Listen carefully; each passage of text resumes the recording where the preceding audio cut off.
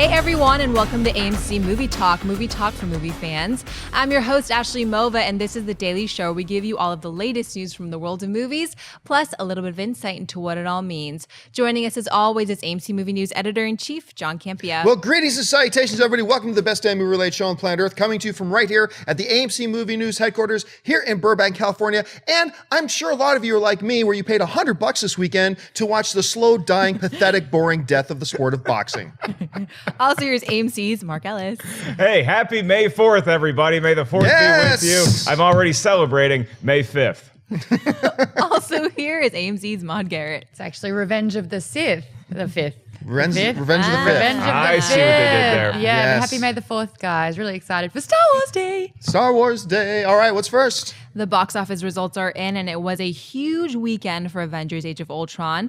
Despite tens of millions of Americans staying home or in sports bars to watch the Mayweather versus Pacquiao fight, Death of boxing. Avengers still managed to make more money on its opening weekend than any other film in history, not also named Avengers. The movie took in $187.6 million to take first place at the box office, short of the $207 million the first film made. In second place was The Age of Adeline, making $6.2 million for a 2-week total of $23.4 million. In third place is Furious 7, taking in $6.1 million for a 5-week international total of $1.42 billion. In fourth place is Paul Blart 2 with $5.5 million. And rounding out the top 5 is the animated film Home, making $3.3 million to stay in the top 5 for the 6th consecutive week. John, what stands out to you about the box office results? A couple things stand out. Yeah, I mean, Avengers Age of Ultron. You know, it is so funny seeing some people try to put a negative spin on the box office results of Avengers Age of Ultron. No, that just goes to show you, it made $187.6 million, the most ever by any film not named Avengers. I mean, I keep that. Plus, it was there were tens of millions of people. Look, I didn't honestly think that the Pacquiao-Mayweather fight was going to affect it all that much.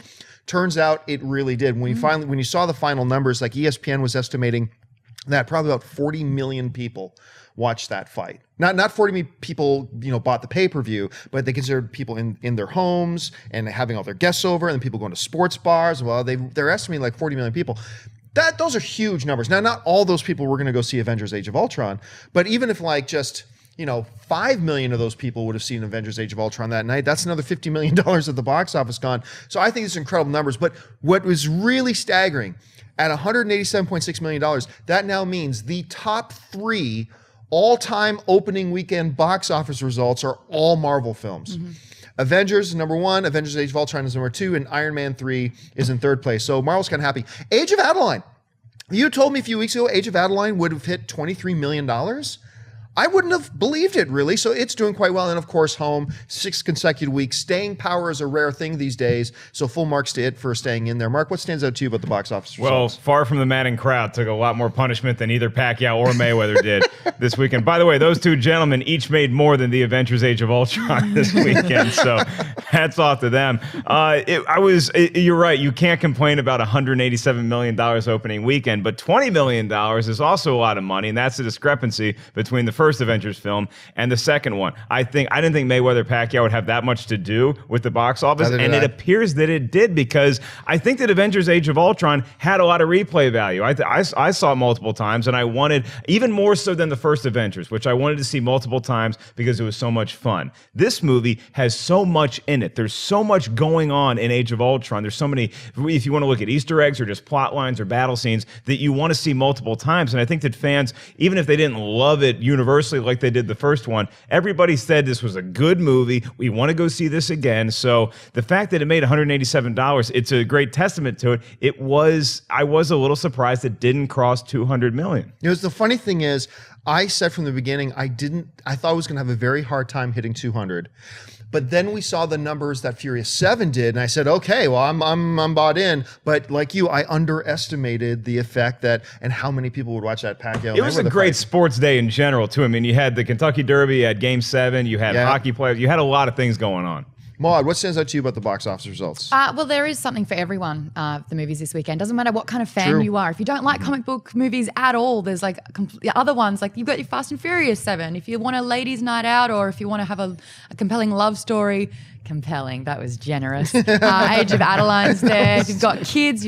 There's home. So there's like absolutely something for everyone here.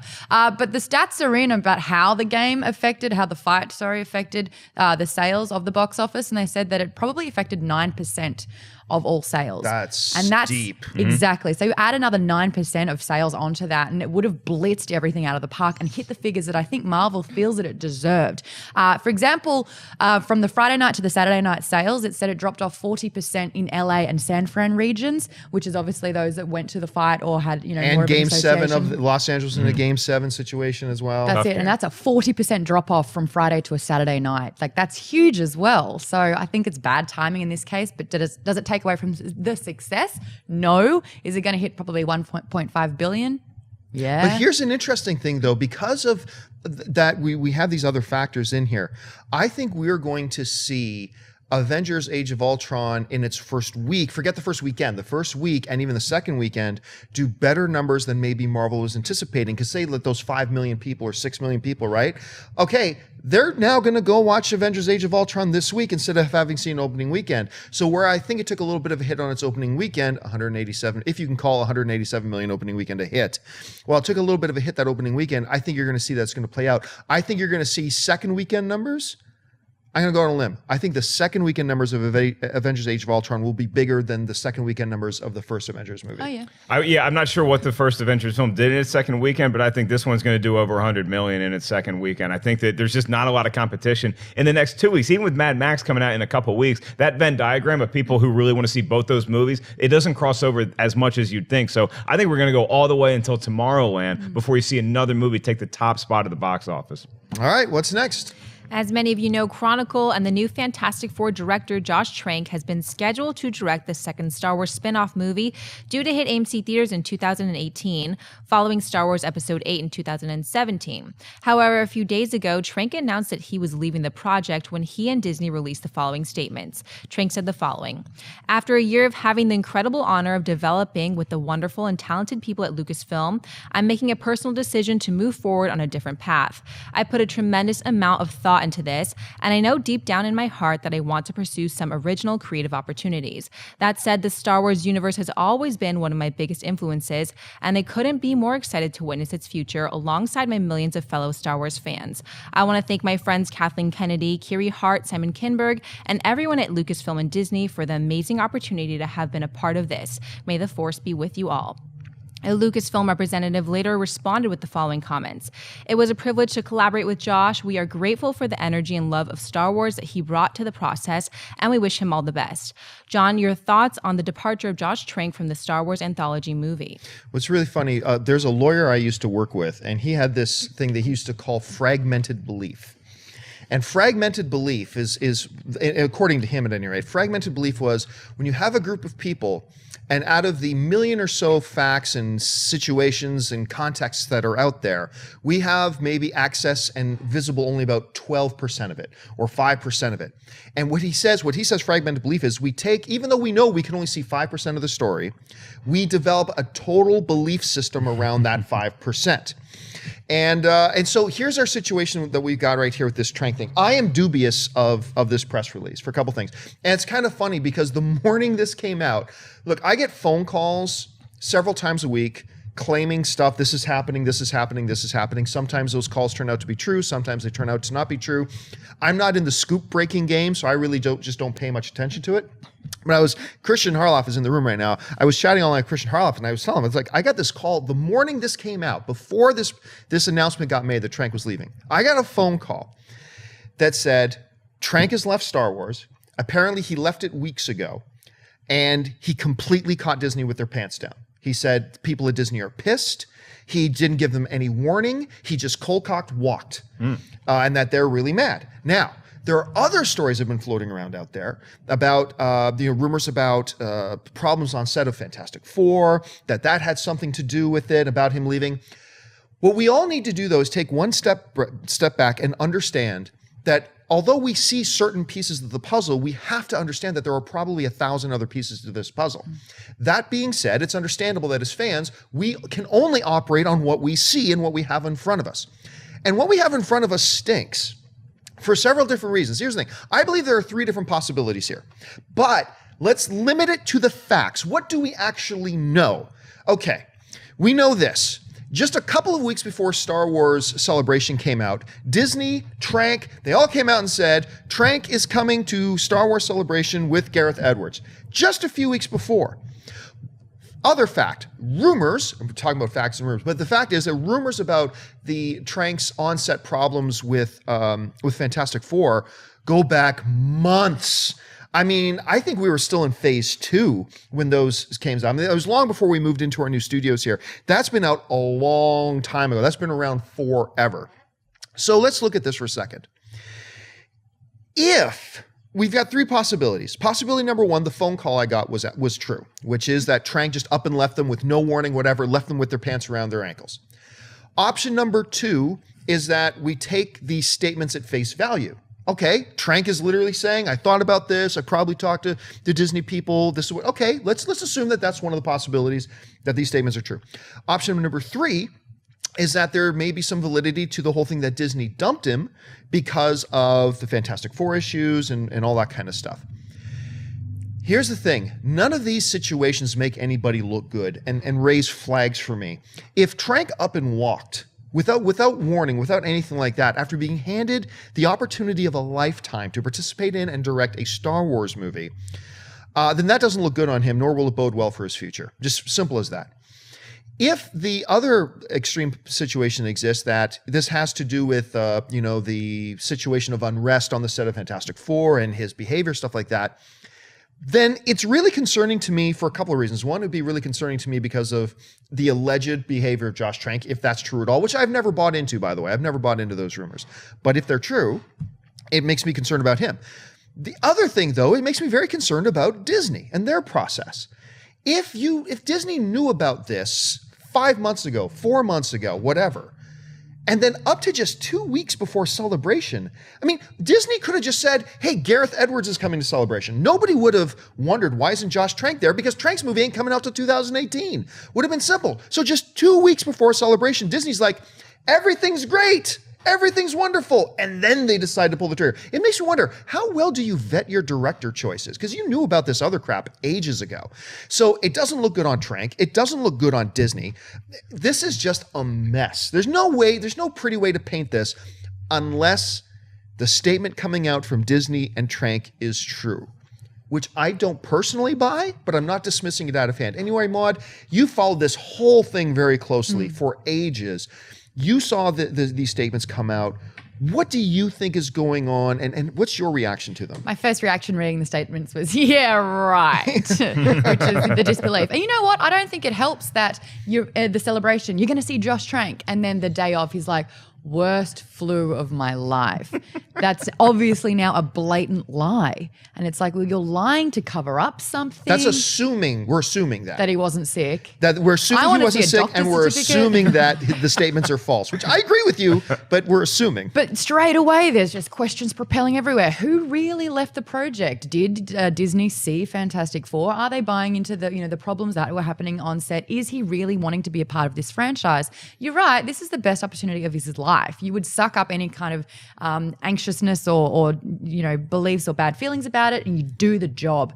I think that this whole thing could have been solved by not announcing Josh Trank now. Let Gareth Edwards have his time. Why announce Josh Trank so soon? Or any director for a 2018 movie. Hold that close to your chest. Why'd they play that card? Because now they're in this position, and you're right. People are seeing that this is a red flag kind of area happening, and they're like, oh, Disney, you usually have, everything sorted out, and you're usually ahead of the game. This is a crack. But I was talking to Christian about it, and he said that the way that they handled it's very smart, because they're like, by the way, Josh Trank's leaving. Here's a statement. Hey, May the 4th, look at this, Kylo Ren, look at this. And you're like, in a week's time, it's Josh who? I'm going to say that's all Christian's thought, and that was a very, very, it's smart. He's completely right. So handling it, they've done the best job, but everyone else is just going, I want to know the truth. Mark. And is Josh a tranky pants? That's all I want. Thank you. They handled it very Office Space, which is that you fire somebody on Friday. Studies have statistically shown that there's less chance of an incident, and then they can come out with this Vanity Fair thing and everything is cool in the May 4th Star Wars universe again. I think something definitely smells bad here. If for no other reason, look at the two statements that they just put up on the screen. You had this long, nice narrative from Josh Trank, like, oh man, I love Star Wars, it's so cool, I had a great year with Disney. Very short statement, very to the point. I think that this is largely because of the rumors, whatever they are, of Josh Trank's behavior on set of Fantastic Four and going forward. I think that sometimes, even if Disney was aware that there were rumors about Fantastic Four and how it wasn't a great set, maybe you take somebody in because they believe in this guy's a filmmaker and they say, we think that once he gets on board with Star Wars, he's going to clean up his act. Now, again, I don't know Josh Trank personally. These are all rumors. This is my gut. That's what I'm thinking. That's what I'm going on here. But let us all, with all this stuff, let's keep this in mind too. Fragmented belief. Let's keep in mind that there is a very strong possibility here. We're only seeing 1% of what's actually going on. And there's probably, look, I said there's 3 possibilities. He left with their pants down. He left mutually understanding, or he got dropped. There is a 4th possibility here, which is a billion other possibilities. So let's just keep in mind that just because we only see this, that we must build our entire narrative around it. So let's keep that in mind. But as film fans, all we can do is speculate about the stuff we know, and this is the stuff we know. Anyway, all right, folks, we reached that part of the show for buy or sell. Here's how this works. In front of her, Ashley's got a few other items in the world of movie news. She's going to run them down, and then Maude, Mark, and myself are simply going to say whether we buy it or sell it. So, Ashley, what do we got? Director David Ayer has released the first picture of the Suicide Squad. In the image, we can see Will Smith as Deadshot, Joel Kinnaman as Rick Flag, Margot Robbie as Harley Quinn, Jai Courtney as Captain Boomerang, Cara Delevingne as Enchantress, Karen Fukuhara as Katana, Adewale Akinnuoye Agbaje as Killer Croc, Jay Hernandez as El Diablo. Nicely done. And Adam Beach as Slipknot. Suicide Squad hits AMC theaters on August 5th, 2016. Mark Bayer saw this first image of the Suicide Squad. I buy it. I think it looks cool. I don't love it. I didn't see it. It was like, oh my God, this is going to be the greatest movie I've ever seen. But I thought the image looked pretty neat. Now, as I'm looking at it, my eye immediately went to Jai Courtney for some reason. He was the first one that caught my eye. That's not what I thought you were going to say. Then I went back to Harley Quinn, and then I saw it like, because Margot Robbie and Will Smith, they're such magnetic personalities. That's who I wanted to see. I think that the way this shot was structured is correct because it was like kicking a field goal of awesomeness. There's a lot of great stuff in the middle. Then as you get out towards the goalpost, El Diablo, I didn't think looked great, and Slipknot I didn't think looked great, but everybody else I think looks pretty cool. It's only a picture. However, from that picture, the most controversy between me and my boys arguing about this last night was Killer Croc. I thought that's a really neat looking costume. Some other people weren't sold on it. You got to see him move around enough to get more of the image of it, but I was sold on this picture. I buy it. Maude? It kind of looks like graffiti in a bathroom stall, just the way that they've got all that smear and like the kind of the drip around it. But I'm buying the fact that they are completely opposite to Marvel. Marvel use bright primary colors, a lot of red, a lot of, blue and yellows. Here, it's like there's hints of white and red. The rest is just dreary and dark. So I get that DC's going dark and Marvel's going kind of quite bright here. I buy Deadshot. I'm going to sell the rest, especially Enchantress. I think that they've made Cara Delevingne, who is a supermodel, look like the Grudge. She looks like she's crawled out of a toilet really slowly. And I know what Enchantress really looks like, and they could have done some great things with that, but instead she's just kind of like, Harley Quinn as well. It's such a soft spot for me because if anyone was like, if you ever wanted to be an actress, who would you like to play? Well, Burton, I'd love to do Harley Quinn. Where are her pants? I think I'm the only person in the world that's actually disappointed that she's not wearing pants. But the Harley Quinns that I've seen, they've not really borrowed from any of them. I just looked it up online. Yes, you are the only person in the world who's upset she's not wearing pants. Just wanted to, right? It's the internet doesn't lie. I like that she's got a put-in collar on, but it kind of just looks like this is a catalog for a Hot Topic shoot. All my girls are going to go, oh, girl, I know what you're talking about. But at the same time, like Deadshot looks like the only kind of clean, cut, uniformed kind of style of the costumes, but the rest of them has just got this kind of, like with Joker, who is very obviously missing in this picture. Where is Jared Leto again here, Jared? But he looks like a punk rocker. This looks like kind of like a band trying to get everyone back together just to be like, yeah, let's rock on and get really drunk. I gotta disagree with you. I like the picture. I really do, and I like the juxtaposition that you were describing about how, even stylistically, you can look at a still from a Marvel film and tell it's Marvel. You can look at a still from a DC film, tell it's a DC film. I'm not sure what I feel about Croc yet. On the one hand, I hear a lot of people saying, "Oh, that looks awful." It's like, hey, this is for all you boys who keep saying never use CG because practical is always better. No, it's not. It reminds me a little bit of the Thing from the old Fantastic Four movies. Yeah. Like, you put orange on that face. I'm thinking Michael Chiklis is back, ladies and gentlemen. This is great. No, It also looks like you have to try and flush him down the toilet. Captain Boomerang is the stupidest name in all of comic book history, but I think Courtney looks pretty good. As an It is. Australian. But it is. It's a dumb name. Boomerang. If they had a guy named Captain Hockey, I would still say that maybe that would be the new dumbest name ever. As long as he doesn't do what Arrow did, which, those really terrible one-liners. It's like, oh, I guess it's coming back to get ya. But it was Asher playing it from Spartacus, so I really like that. Is it just me? Does Rick Flag have Katana on a leash? It looks like he's holding a leash. Yeah. Under there. So very cool. And I gotta say, I love the Harley Quinn look. Now, partially because Margot Robbie is like, one of the most attractive human beings on the face of the earth, male and female.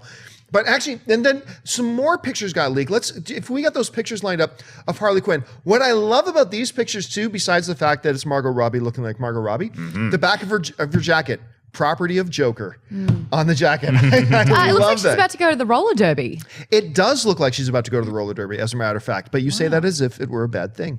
And they also mentioned that she's going to have multiple costumes in this. There's going to be multiple different Harley Quinn looks. So this is just the first one that we're getting. And one of the reasons I like this look about it, let's keep this picture up for a second. One of the other reasons I like this is I might not like it as much if I didn't see the Joker picture already. Because you nailed it, Maude. That Joker picture, he's got that 70s soccer hooligan punk rock kind of feel to him. So what's his girl going to look like? Yeah. A little bit of that same. And I like that they put that flavor on there as well. So, I got to say overall, look, I'm still not sure what I think about Croc, and I'm still not positive what I think about the Deathshot. I mean, the Deathshot picture makes him look a little bit like Deathstroke. But other than that, I got to say, for just a picture, I like it. I like what I'm seeing, and my hopes are getting better. And look, I still, until he proves me otherwise, I trust David Ayer. So let's see where. And surprisingly, Rick Flag, Joel Kinnaman's character, that's the most personality I've seen from Joel Kinnaman yet. It's just in one still picture. He's got a smile on his face. He's ready to go. All right, Joel Kinnaman. Okay, but honestly, tell me in the comment section, guys. Seriously, every time you say it, or every time you hear one of us about to say Rick Flag, how many of your brains automatically go to Ric Flair? I want a guy on Suicide Squad to come out and go, woo! Okay, anyway. So sorry, that was a side note. What's next? The upcoming cover of Vanity Fair magazine has been released online, which gives us a look at a mixture of the old and new cast in the Star Wars saga. In the photo, we see John Boyega, Daisy Ridley, Peter Mayhew, aka Chewbacca, new droid BB-8, and Harrison Ford as Han Solo inside the familiar cockpit of the Millennium Falcon. Maude, buy or sell this image of the cast of Star Wars: The Force Awakens. Bye. This is the best way to celebrate May the 4th. Thank you so much, Vanity Fair. Rumor has it that JJ didn't want to do the traditional route of going through Vanity Fair to do a shoot special, but you got to. Yeah, that's the thing. Kathleen Kennedy pushed that point. You saw with all the prequels they had Vanity Fair covers as well. One with Anakin and Padme together after they've just tumbled through the. Sorry, that was supposed to be. What are you talking about? That seems beautiful. No, sorry. Hey, you're defending the prequel? I am not. Whoa, guys! That's I sell John defending the prequel. That scene was beautiful. Okay, I'll give you that one. What I liked the most about all of this, we saw Kylo Ren. We know it's Adam Driver now. That's been 100% confirmed. He hasn't got the mask on. I'm sold. He's got the snow troopers around him. That was just gorgeous. And I also love that we finally know who Lupita Nyong'o is. She's going to be Rose, even though another publication says that she's going to be a different character. So I don't know why they didn't call her Rose. It's like a Maca two named kind of thing. So I'm like, okay, maybe that's still a gray area. I thought that she would be an actual character. She's got the CGI equipment all over her, so I mean, we don't know what she's going to end up looking like, but it's just great that she's kind of a part of the crew, a part of the team now. And look at Harrison Ford on that cover. That is so Han Solo, it hurts. Look at that smuggler. Is. Oh, I love it. So yeah, I'm absolutely buying all of this, but especially Kylo Ren. And it has been leaked this morning that Gwendolyn Christie is Captain Phasma, I believe. The Chrome Trooper. The Chrome Trooper. That's 100% confirmed because it's leaked from the article that was going to be released in a couple of days. But bye-bye. Yeah, I look, as far as just this picture goes, I have to completely buy it. You're right. I mean, you look at Ford, man, that's Han. Han's back. He's totally, and he's embracing it. He's Han, man. I mean, that's awesome. Now, there are, as Maude was alluding to, there's a bunch of other pictures that came out too. And we don't have time to go into all those individual pictures. But you know where we do have time for that? AMC Jedi Council. Make sure you check that on Thursday. I'm sure we're going to go into full depth on all these images at that time. But yeah, looking at this picture, it is funny how Chewbacca hasn't aged a day. But they do age slower, so that's fine. 400. I wouldn't mind seeing there's a little bit of gray in him, though. That would have been kind of cool. Actually, if you look at it, the top of his head, that's kind of... I don't know. I think that's just light. I think that's just the light reflected. I hope you're right, though. We don't know that Just for Men or Just for Wookiees doesn't exist in this universe. So. Yeah, Wookiees can be a little self-conscious about their vanity, appearance, too. But the only thing that's weird, and the picture of Lupita Nyong'o comes out, and she's got all the motion capture sensors all over her face. And the only thing, I just felt this little pang of sadness. Like, I'm sorry, it is rare in this world when you have an individual who is as stunningly beautiful as Lupita Nyong'o. I'm thinking, the last thing I want to do is cover up her face. But I'm sure she's going to be awesome. Can't wait. So anyway, you saw the picture. What did you think? Oh, I totally buy this. This Annie Leibovitz has a future in photography. When what struck me the most about this pic, yes, I love seeing Han and Chewie. That is the Han and Chewie from my childhood as older people, is that Daisy Ridley is front and center in the middle of this thing, man. And that's what they've been telling us since Star Wars Celebration, when they said, look, women are going to play a critical role in this new trilogy of films, and that it's not going to be like yes, you had Princess Leia and Han and Luke. Here, I think Daisy Ridley is going to be the star of this movie. Not only a breakout from an actress standpoint, but her character is going to be so crucial. She's the central figure in these new movies. At least that's the way I see it. And the fact that it is clearly 90%, at least in my world, the Millennium Falcon cockpit is where we're taking this picture from. It just looks so awesome. And these are all the people that you saw from the newest trailer with their, you knew who these characters were. All these other photos that came out are very exciting, but the cover, it's the right way to do that because these are the people that we saw in the trailer. We saw BB-8 and it looked like he was peering out from the Millennium Falcon. Han and Chewie had their guns drawn on somebody in that cockpit. Maybe it was John Boyega, maybe it was Daisy Ridley, maybe that's when they meet and become friends. Jar Jar Binks. Jar Jar Binks is not anywhere in this photo, which is why I buy this. May the 4th is my new favorite holiday besides Thanksgiving. All right, what's next? As many of you will remember, a number of months ago, actor Idris Elba revealed that both he and Loki actor Tom Hiddleston appear in Avengers Age of Ultron.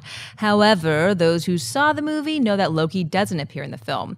Director Joss Whedon addressed this in a recent interview, saying the following: Tom is not in the movie. Idris misspoke twice. We did shoot something and it didn't play. The movie has so much, is so filled, and we didn't want it to feel overstuffed.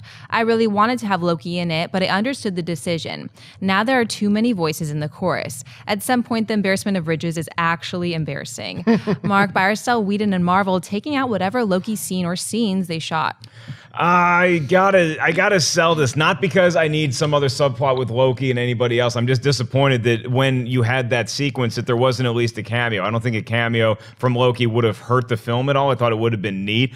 Not that we can say what the sequence was. Not that, yeah, I don't want to give away any spoilers because I know a lot of you people decided, like me, to stay home and watch the fight this weekend instead of go see Avengers Age of Ultron. Me, it would have been for a third time. I think that you could have had something in there, a nod to that, without ruining your movie or having another 15 or 20 minutes. I totally understand that the movie had a really thick runtime already. We don't need any more subplots, but I sell the fact you couldn't at least throw Loki in there in some way. I begrudgingly have to buy it because there's a part of me that's like, I'm such a huge fan of this character, of the Loki character, that just me, for myself, I want to see him just pop up, right? But if I step back and go, okay, but would that have really served the movie best? Even though I would have liked it? Probably not. If anything, like, we have 2 reviews for Avengers Age of Ultron up right now, a non-spoiler review and a full spoiler review, and you can find those on our YouTube channel here, so by all means go ahead and look those up. But for those of you who saw those reviews, you know that the few criticisms I have about Avengers Age of Ultron, and I love this film, I have seen it 3 times, I'm going to see at least 3, 4, 5 more times on the big screen, but what criticisms I do have tend to revolve around an issue of, a little bit too much in there. I think there are some things that I pointed out in those reviews that I think you could have cut this out. I think you could have got this out. Just tighten it up a little bit more, address some of those little pacing issues that John Schnapp talks about as well. I think you could have done a lot of, and I think, just throwing in Loki for the sake of throwing in Loki, unless his presence would have been pivotal to pushing the story forward, which clearly it wasn't, then I think you would have just been putting him in for the sake of putting him in. So while I would have loved to have seen Loki in there, I have to agree with the decision to take him out. So for me, it's going to be a buy. Maud? I agree that there's too many cooks in the kitchen. Too many cooks. Oh, no, don't start that again. But I'm going to sell it because your reaction as a comic book fanboy, you're like, oh, I would have loved to have seen it. Appeal to your audience. I would have loved to have seen little Jane, Natalie Portman, pop up somehow. If it fits, put it in. Why not? And if you've got someone like Tom Hiddleston, who has risen to like A-list fame because of playing this awesome villain, if he could have been in this movie and he was like, yeah, sure, let's do it, put him in. If Tom Hiddleston wants to be in the movie, put him in there. And I think that even if it was a glimpse, and we're not going to spoil it, but there is a scene in there where he could have easily have just kind of slid on in. Even his weapon is a part, it plays a role more than he does. It's like, I think the payoff as a movie goer would have been like, yay. And that's like, where's the harm in that? And there's so much in this movie anyway that I don't think it would have been like, oh no, I needed to see more of that. I think that sometimes, even in Marvel films, there's cameos that just pop in. Remember when Chris Evans popped in to Thor: The Dark World just for a second? Because I think, wasn't it even Loki or somebody else changed into Loki him turning for a minute? And it was like, oh, that was really neat. I don't need to see more of that, but it was cool that he showed up. It's cool that it is a universe that's aware of everybody, even if they're not in the film or playing a central role in the movie. So again, I don't hate the Avengers Age of Ultron all of a sudden because they didn't put the Loki scene that I didn't even know was there until just recently, but it would have been neat to see him. Bonus extras, hopefully. If the movie was originally like 4 hours long, we'll get everything anyway in the end. I'm sure it'll absolutely be on there for that. All right, folks, we reached that part of the show for Mailbag. Listen, if you've got a topical question you'd like us to address in the show, just email us anytime at amcmovietalk@gmail.com. That's how you get your messages to us. Every day here on AMC Movie Talk, we take a couple questions from Mailbag, and we have a Mailbag show on Saturdays and Sundays as well. So check those shows out to see if your question gets on there. So Ashley, what's in the Mailbag today? Raymundo writes, love the show. I recently heard that Helen Mirren said that she was interested in being in a Fast and Furious movie. Being such an amazing actress, do you guys think she would fit into the franchise? Maybe as the next big time villain, Mommy Shaw? Yeah, one of the best alive today, actually. Helen Mirren is incredible and still ridiculously hot for her age. Oh, she's got it.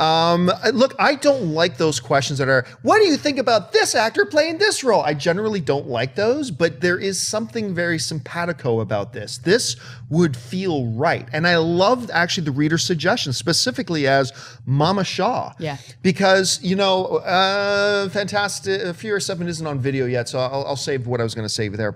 And I haven't seen it. Oh, that's right. You haven't seen it yet. Still working on that, guys. But, I mean, as Mama Shaw, that is great. And I don't know how I would have felt about that if I didn't see Red. But watching her in Red, and even in the vastly inferior Red 2, her in it as a badass action like mama killer, yeah, I'm in. To me, it works. What do you think, Maud? Oh, bye. And the fact that we've had 7 Fast and Furiouses now, I think that this is exactly the direction it could go. And Helen Mirren volunteering, going, yeah, invite me along. This would be fun. This is so good for Fast and Furious because I think it kind of started going through the same cycles and it was a little bit predictable here. Throwing in Helen Mirren to the mix is just shaking things up. And I think it would give almost a quality and a particular class to the franchise that it could definitely not use, but absorb and become. And you're right, as a supervillain, I think there's not many sort of older women who have the role of a villain. The only one that really came to mind for me was Dolores Umbridge in Harry Potter. But if you've got someone like Helen Mirren who can just snap her fingers and like cause catastrophe, sign me up. So yeah, I'm all about this. Wouldn't it? Okay, just picture. I'm going to pull a John Peters. Picture this. There's a scene where you got Mama Shaw, played by Helen Mirren, in a room with The Rock and Vin Diesel, and she just starts schooling both of them. Like how awesome cinematically would that be? Anyway, Mark, what do you think about the whole notion? I mean, when I watch a Fast and Furious film, I always think the one thing missing from this is the Queen of England. That's what we need. If she's playing some sort of regal royalty that they're robbing, that's how you put her in. I don't care about this one way or another, to be honest with you. It's not going to be like, oh, I wasn't going to go see Furious 8, but Helen Mirren's in it? Yeah, now you got my ticket. It'd be nice to see her. She always adds class and credibility to whatever whatever role she's in. She did kick some serious butt in Red, but I don't need to see this one way or other. Sorry. All right, what's next? Adam Turner writes, "Hey guys, love all the Phase 3 programming thus far and hope it continues to grow. I was just wondering why documentaries don't ever seem to get wide releases in theaters. It seems if a documentary was made to educate the public in some way, the creators would want it to reach as many people as possible. Is it the theaters that simply won't buy the screen time for fear of being seen as biased to whatever the documentary is discussing, or the creators that just don't bother trying to sell the movie to distributors?" Well, remember, it all comes down to dollars and cents. And the fact of the matter is, while documentaries make up some of my favorite movie watching experiences ever, I mean, I love good documentaries. The reality is not a lot of people, comparatively, when we're talking about the general major Hollywood studio full-length feature film, compared to that, not a lot of people run out to movie theaters to go see them. But it's not about theaters not being willing to put them in their theaters. It's about distributors wanting to buy the screen time and do what they need to do to put it out. A lot of distributors feel that the way you do a documentary is you put it in some, if it's a good documentary, you put it in some limited release stuff, and then you go the other route and you go VOD and you go DVD and stuff like that. That's where it is, and that's where it lies. So I'm not saying that's the way it should be. It's just that it makes sense, and financially that's the way, because a lot of people don't run out to the movie theater watch a documentary, unfortunately, because I do, but not everybody's like me, Maud. And I think when you were saying it's like they want to educate people, at the end of the day, going to a movies is an entertainment experience. And I think that, kind of forcing education on people. I don't like Shakespeare because it was forced on me in high school. And everyone's like, oh, but it's so good. I'm like, yeah, but it was forced on me. So I think, the movies, they're putting all the money into the movie. I think it's like, if you're going to show it at the movies, people expect to go there. But the video on demand it's available to the people that want to see it. Does that make sense? Yeah. You have everything that people will definitely go to, and then the people, you cater for the people that it's available should you want it in a very convenient manner. But otherwise, the documentary, like if you really want to put a word out there, John Schnepp just did it. The Death of Superman Lives. What happened? And he successfully raised his own money, and he's entertaining people via education about a topic of a movie, which is great. So there's different ways, and I'm not sure it makes sense anymore. I don't know. Anyway, Mark, how do you see it? Well, you are incorrect, John. The highest grossing documentary of all time is Rocky IV. It came out in 1986. It was mind blowing. You should check it out when you get a chance. I agree. Beautiful look at two different cultures and how they came together. I can change, and you can change. I think this does come down to dollars and cents. But the writer makes an interesting point also with our theater's concern about the subject matter, and I do understand that with certain documentaries, whether they're conspiracy ones or like Going Clear, the one that was about Scientology recently, maybe you don't want that associated because it's such a strong viewpoint one way or the other. But there's other documentaries like Life Itself or Hoop Dreams that I think you can go see in a movie theater, and it's not pushing an agenda on you. It's just you can watch and really learn about something that's fascinating. But again, at the end of the day, it's about the opening weekend numbers and about its life, its run in a movie theater. It's just not going to make as much. All right, what's next? Going on to those Twitter questions, Brian Norris writes, "Hey guys, any word about a RoboCop sequel?" There was some talk about a RoboCop sequel, and it makes sense. The RoboCop remake was pretty good. Was it as good as the original? No, but it doesn't need to be as good as the original. It doesn't need to be as classic as the original. It was a decent film that I think a lot of people I talk to seem to have enjoyed, and it did all right at the box office.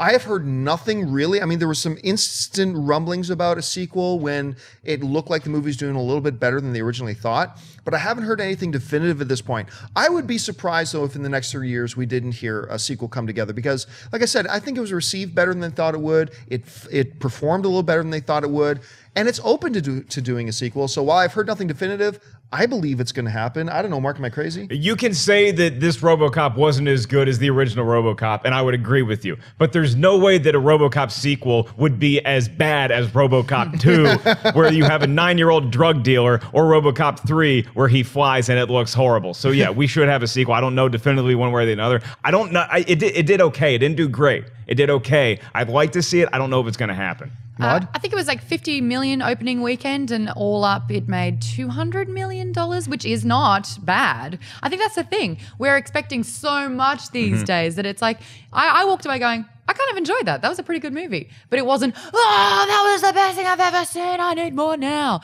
There are petitions online, though, for people going, we need a RoboCop 2. Come on, guys, it's there. And I would love to see Michael Keaton back in that particular role. I think it was amazing in RoboCop. So him and Gary Oldman again. And they did set it up to kind of have explore it a lot more. So never say never with this one. All right, one more.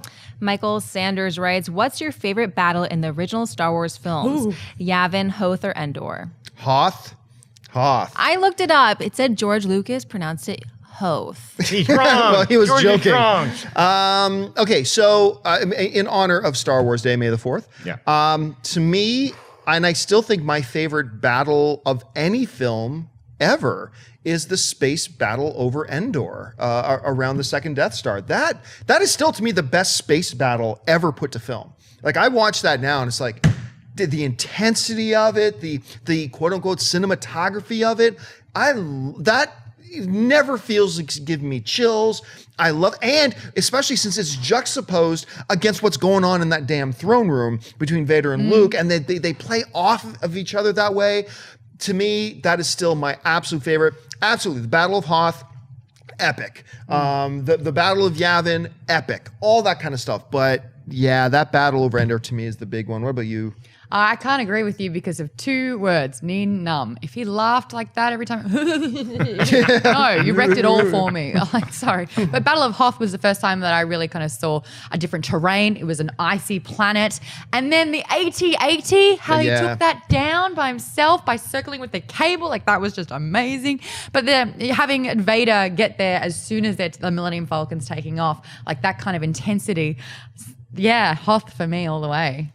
My favorite battle in Star Wars is the personal battle going on inside of Darth Vader's helmet. Should I stay bad or should I go back to the good side of the Force? Spoiler if you haven't seen it. If we're talking about the bigger, the space battle scenes, yeah, I'm with you guys. I didn't know you guys would both say that. I love Return of the Jedi. Might be my favorite Star Wars film. And that end space battle. And the way that they cut between that and what's going on in the Emperor's place and what's going on the ground Endor too, in Endor with the Ewoks throwing rocks at stormtroopers. That is the greatest space battle, like you said, John, ever put to film. And the good guys win. Yeah. Spoiler alert. All right, folks, that'll do it for us for this installment, this special Star Wars Day, May the 4th installment of AMC Movie Talk. Thank you so much for joining us. And don't forget, lots of great films playing at AMC Theaters right now. Head on over to www.amctheaters.com for all of your theater, showtime, and of course, your movie ticket information. If you want an audio-only version of this episode, look in the description below and you'll find a link to our podcast feed. And most importantly, subscribe to our YouTube channel. Keep up to date on all the shows going on here at AMC Movie News. I want to thank, first of all, the people sitting at the table with me. Sitting over here on my left, Miss Maude Garrett. Maude, where can people find you online? Your overconfidence is your weakness. Your faith and your praise is yours. Happy Star Wars Day, everyone. You can go me at Maude Garrett on Twitter, Facebook, and Instagram.